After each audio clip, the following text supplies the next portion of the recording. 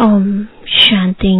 आज 2 मई 2021 अव्यक्त बाप दादा के रिवाइज कोर्स के 23 दिसंबर 1987 के महावाक्य है मनन शक्ति और मगन स्थिति।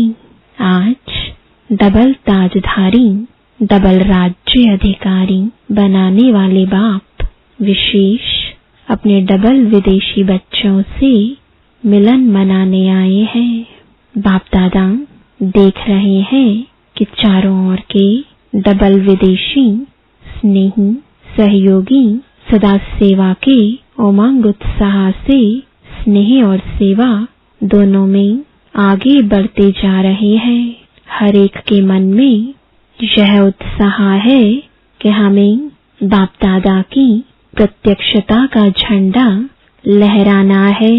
हर दिन उत्साह के कारण संगम युग को उत्सव प्रमाण अनुभव करते उड़ते जा रहे हैं, क्योंकि जहाँ हर समय उत्साह है, चाहे बाप दादा से याद द्वारा मिलन मनाने का, चाहे सेवा द्वारा प्रत्यक्ष फल प्राप्त होने के अनुभव के उत्साह में, दोनों उत्साह हर घड़ी हर दिन उत्सव का अनुभव कराते हैं। दुनिया के लोग विशेष उत्सव के दिन उत्साह का अनुभव करते हैं, लेकिन ब्राह्मण आत्माओं के लिए संगम युग ही उत्साह का युग है। हर दिन नया उत्साह उमंग उल्लास स्वतः ही अनुभव होता रहता है। इसलिए संगम युग के हर दिन खुशी की खुराक खाते बाप द्वारा अनेक प्राप्तियों के गुण गाते डबल लाइट बन सदा उत्साह में नाचते रहते हैं। उत्सव में क्या करते हैं? खाते हैं, गाते हैं और नाचते हैं। अभी विदेश में विशेष क्रिसमस मनाने की तैयारियां कर रहे हैं। खाना, गाना, बजाना और नाचना यही करेंगे ना, और मिलन मनाएंगे। आप हर दिन क्या करते हो? अमृत वेले से लेकर रात तक यही काम करते हो ना। सेवा भी करते हो, सेवा अर्थात ज्ञान डांस करते हो। बाप दादा के गुणों के गीत आत्माओं को सुनाते हो, तो रोज उत्सव मनाते हो ना। कोई दिन ऐसा नहीं जो सच्चे ब्राह्मण यह कार्य न करते हो। संगम युग का हर दिन उत्साह भरे उत्सव का दिन है। वह तो 1-2 दिन मनाते हैं, लेकिन बाप दादा सभी ब्राह्मण बच्चों को ऐसे श्रेष्ठ बनाते हैं, ऐसी गोल्डन गिफ्ट देते हैं जो सदा के लिए संपन्न सदा भरपूर बन जाते हो। वो लोग क्रिसमस के दिन का इंतजार करते हैं कि क्रिसमस फादर आकर आज गिफ्ट देंगे। वह क्रिसमस फादर को याद करते और आप क्रिसमस जैसा मीठा बनाने वाले बाप को याद करते हो। इतनी गिफ्ट मिलती है जो 21 जन्म यह गिफ्ट चलती रहती है। वह विनाशी गिफ्ट थोड़ा समय चल समाप्त हो जाएगी। यह अविनाशी गिफ्ट अनेक जन्म आपके साथ रहेगी। जैसे वो लोग क्रिसमस ट्री को सजाते हैं, बाप दादा इस बेहद के वर्ल्ड ट्री में आप चमकते हुए सितारों को, संगम युगी श्रेष्ठ धरती के सितारों को अविनाशी लाइट माइट स्वरूप में स्थित होने का अनुभव कराते हैं। वो लोग भी स्टार को मानते हैं, स्टार सजाते हैं। आप स्टार्स का यादगार स्थूल चमकती हुई लाइट्स के रूप में दिखाते हैं, या लाइट से सजाते या फूलों से सजाते हैं। यह किसका यादगार है? रूहानी खुशबूदार फूलों ब्राह्मण आत्माओं का यह सब उत्सव आप संगम युगी ब्राह्मणों के उत्साह भरे उत्सवों के यादगार है। संगम युग पर कल्प वृक्ष के चमकते हुए सितारे, रूहानी गुलाब, आप ब्राह्मण आत्माएं हो, अपना ही यादगार स्वयं देख रहे हो। अविनाशी बाप द्वारा अविनाशी रत्न बनते हो, इसलिए अंतिम जन्म तक अपना यादगार देख रहे हो। डबल रूप का यादगार देख रहे हो। संगम युग के रूप का यादगार भिन्न भिन्न रूप से रीति से दिखाते हैं, और दूसरा भविष्य देव पद का यादगार देख रहे हैं। न सिर्फ अपने रूप का यादगार देखते हो, लेकिन आप श्रेष्ठ आत्माओं के श्रेष्ठ कर्मों का भी यादगार है। बाप और बच्चों के चरित्र का भी यादगार है। तो अपना यादगार देख सहज याद आ जाता है ना कि हर कल्प हम ऐसी विशेष आत्माएं बनते हैं, बने थे, बने हैं और आगे भी बनते रहेंगे। बाप दादा ऐसे सदा याद में रहने वाले, जिन्हों का यादगार अभी है, ऐसे बच्चों को देख हर्षित हो रहे हैं। याद में रहने वालों का यह यादगार है। याद का महत्व यादगार देख रहे हो, तो डबल विदेशी बच्चों को अपना यादगार देख खुशी होती है ना। बाप दादा को डबल विदेशी बच्चों को देख डबल खुशी होती है। क्यों? एक तो कोने कोने में कल्प पहले वाले बिछड़े हुए खोए हुए बच्चे फिर से मिल गए। खोई हुई चीज अगर मिल जाती है तो खुशी होती है ना। बाप तो सभी बच्चों को देख खुश होते, चाहे भारतवासी हो चाहे विदेशी। दूसरी बात डबल विदेशी बच्चों की है, जो भिन्न धर्म भिन्न रीति रस्म के पर्दे के अंदर छिपे हुए होते भी इस पर्दे को सहज समाप्त कर बाप के बन गए। यह पर्दा हटाने की विशेषता है। पर्दे के अंदर से भी बाप को जानने की विशेषता डबल विदेशियों की है। तो डबल खुशी हो गई ना। डबल विदेशी बच्चों का निश्चय और नशा अपना अलौकिक है। बाप दादा आज चारों ओर के डबल विदेशी बच्चों को विशेष सदा उत्साह में रहने वाले, हर दिन उत्सव मनाने वाले, हर दिन वरदाता बाप द्वारा विशेष वरदान व विशेष आशीर्वाद लेने की डायमंड गिफ्ट बड़े दिल से बड़े दिन के लिए दे रहे हैं। सदा उत्सव भरी जीवन भव, सदा सहज उड़ती कला के अनुभवी श्रेष्ठ जीवन भव। अच्छा, आज बाप दादा वतन में 3 प्रकार के बच्चों को देख रहे थे। 3 प्रकार कौन से देखे?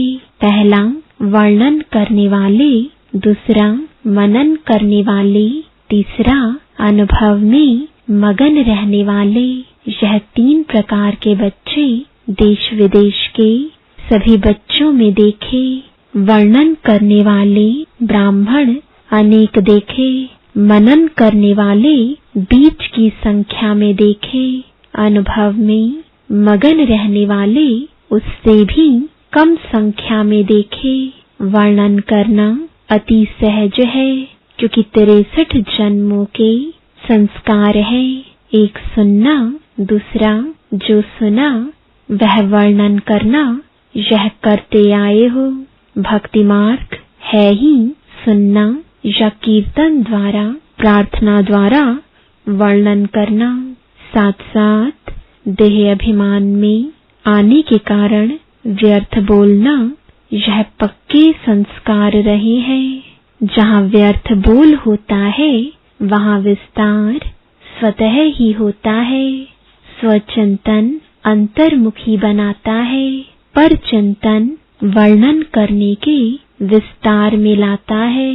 तो वर्णन करने के संस्कार अनेक जन्मों के होने के कारण ब्राह्मण जीवन में भी अज्ञान से बदल ज्ञान में तो आ जाते हैं।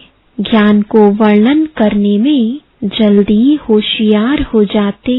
वर्णन करने वाले वर्णन करने के समय तक खुशी व शक्ति अनुभव करते हैं, लेकिन सदाकाल के लिए नहीं। मुख से ज्ञानदाता का वर्णन करने के कारण शक्ति और खुशी, यह ज्ञान का प्रत्यक्ष फल प्राप्त हो जाता है, लेकिन शक्तिशाली स्वरूप सदा खुशी स्वरूप नहीं बन सकते। फिर भी ज्ञान रत्न है और डायरेक्ट भगवानुवाच है, इसलिए यथाशक्ति प्राप्ति स्वरूप बन जाते हैं। मनन करने वाले सदा जो भी सुनते हैं उनको मनन कर स्वयं भी हर ज्ञान की पॉइंट का स्वरूप बनते हैं। मनन शक्ति वाले गुण स्वरूप, शक्ति स्वरूप, ज्ञान स्वरूप और याद स्वरूप स्वतः ही बन जाते हैं, क्योंकि मनन करना अर्थात बुद्धि द्वारा ज्ञान के भोजन को हजम करना है। जैसे स्थूल भोजन अगर हजम नहीं होता है तो शक्ति नहीं बनती है, सिर्फ मुख के स्वाद तक रह जाता है। ऐसे वर्णन करने वालों को भी सिर्फ ज्ञान मुख के वर्णन तक रह जाता, लेकिन वह बुद्धि द्वारा मनन शक्ति द्वारा धारण कर शक्तिशाली बन जाते हैं। मनन शक्ति वाले सर्व बातों की शक्तिशाली आत्माएं बनते हैं। मनन करने वाले सदा स्वचिंतन में बिजी रहने के कारण माया के अनेक विघ्नों से सहज मुक्त हो जाते हैं, क्योंकि बुद्धि बिजी है तो माया भी बिजी देख किनारा कर लेती है। दूसरी बात, मनन करने से शक्तिशाली बनने के कारण स्वस्थिति कोई भी परिस्थिति में हार नहीं खिला सकती। तो मनन शक्ति वाला अंतर्मुखी सदा सुखी रहता है। समय प्रमाण शक्तियों को कार्य में लगाने की शक्ति होने के कारण जहाँ शक्ति है वहाँ माया से मुक्ति है। तो ऐसे बच्चे विजयी आत्माओं की लिस्ट में आते हैं। तीसरे बच्चे सदा सर्व अनुभवों में मगन रहने वाले। मनन करना यह सेकंड स्टेज है, लेकिन मनन करते हुए मगन रहना यह फर्स्ट स्टेज है। मगन रहने वाले स्वतः ही निर्विघ्न तो रहते ही हैं, लेकिन उससे भी ऊंची विघ्न विनाशक स्थिति रहती है, अर्थात सदा निर्विघ्न बन औरों के भी विघ्न विनाशक बन सहयोगी बनते हैं। अनुभव सबसे बड़े ते बड़ी अथॉरिटी है।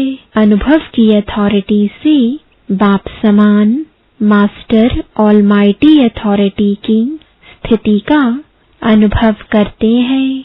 मगन अवस्था वाले अपने अनुभव के आधार से औरों को निर्विघ्न बनाने के एग्जाम्पल बनते हैं, क्योंकि कमजोर आत्माएं उन्हों के अनुभव को देख स्वयं भी हिम्मत रखती हैं, उत्साह में आती हैं। हम भी ऐसे बन सकते हैं। मगन रहने वाली आत्माएं बाप समान होने के कारण स्वतः ही बेहद के वैराग्य वृत्ति वाली, बेहद के सेवाधारी और बेहद के प्राप्ति के नशे में रहने वाले सहज बन जाते हैं। मगन रहने वाली आत्माएं सदा कर्मातीत अर्थात कर्म बंधन से न्यारी और सदा बाप की प्यारी है। मगन आत्मा सदा तृप्त आत्मा, संतुष्ट आत्मा, संपन्न आत्मा संपूर्णता के अति समीप आत्मा है।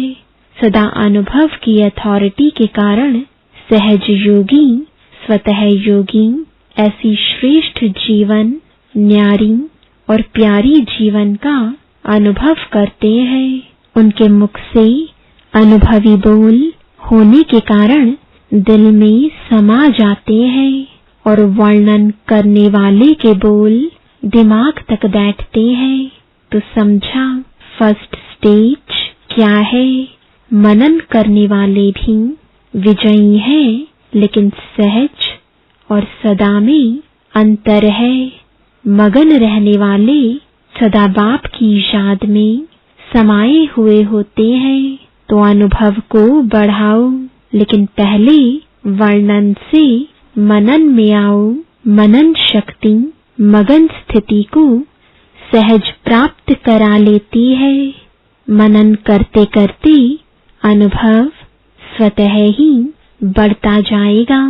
मनन करने का अभ्यास अति आवश्यक है, इसलिए मनन शक्ति को बढ़ाओ। सुनना और सुनाना तो अति सहज है। मनन शक्ति वाले, मगन रहने वाले, सदा पूज्य, वर्णन करने वाले सिर्फ गायन योग्य होते हैं। तो सदा अपने को गायन पूजन योग्य बनाओ।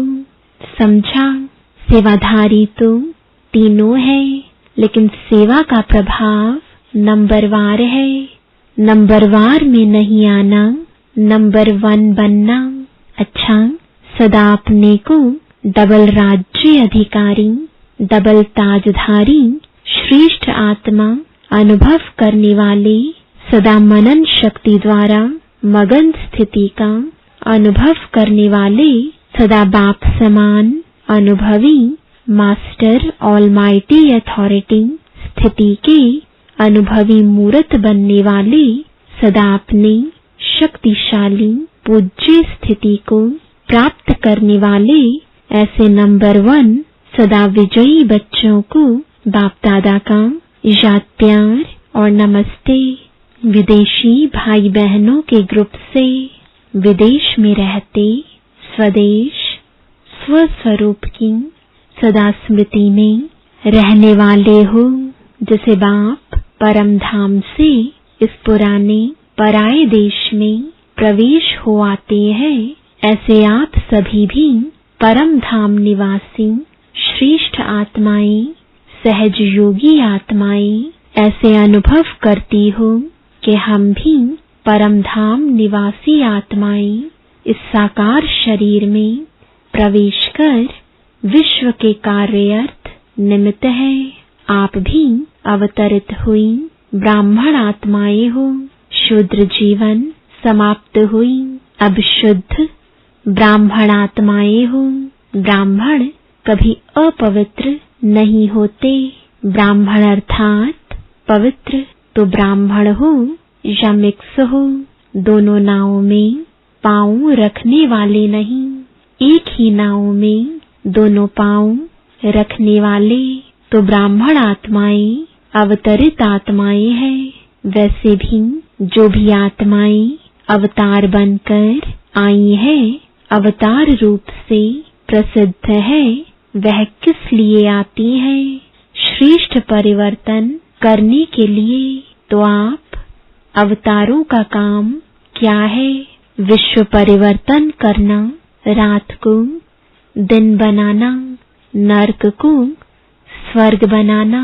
इतना बड़ा कार्य करने के लिए अवतरित हुए हो, अर्थात ब्राह्मण बने हो। यह काम याद रहता है ना?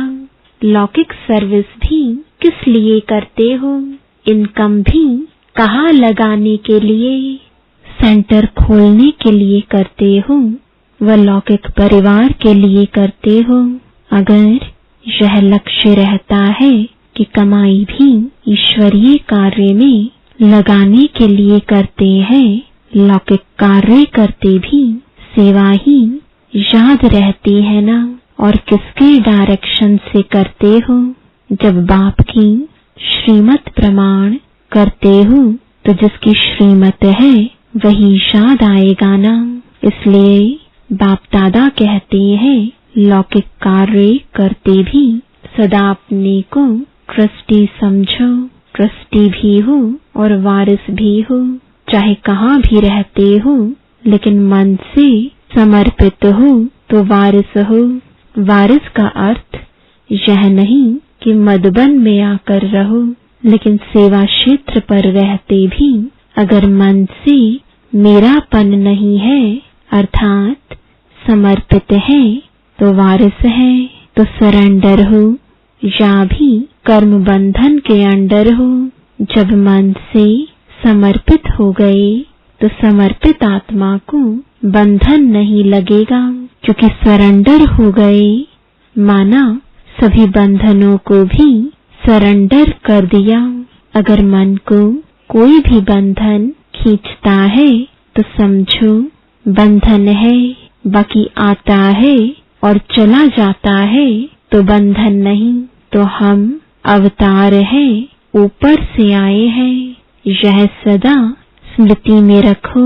अवतार आत्माएं कभी शरीर के हिसाब किताब के बंधन में नहीं आएंगी, विदेही बन करके कार्य करेंगी। शरीर का आधार लेते हैं लेकिन शरीर के बंधन में नहीं बंधते। तो ऐसे बने हो तो सदा अपने को शरीर के बंधन से न्यारा बनाने के लिए अवतार समझो। इसी विधि से चलते रहो तो सदा बंधन मुक्त, न्यारे और सदा बाप के प्यारे बन जाएंगे। वरदान है अपनी विजय व सफलता को निश्चित समझकर सदा निश्चिंत रहने वाले निश्चय बुद्धि भव। जो बच्चे सदा बाप में, स्वयं के पाठ में और ड्रामा की हर सेकंड की एक्ट में 100% निश्चय बुद्धि है, उनकी विजय व सफलता निश्चित है। निश्चित विजय होने के कारण वे सदा निश्चिंत रहते हैं। उनके चेहरे से चिंता की कोई भी रेखा दिखाई नहीं देगी। उन्हें सदा निश्चय रहता है कि यह कार्य व यह संकल्प सिद्ध हुआ ही पड़ा है। उन्हें कभी किसी बात में क्वेश्चन नहीं उठ सकता। स्लोगन है सुनने सुनाने में भावना और भाव को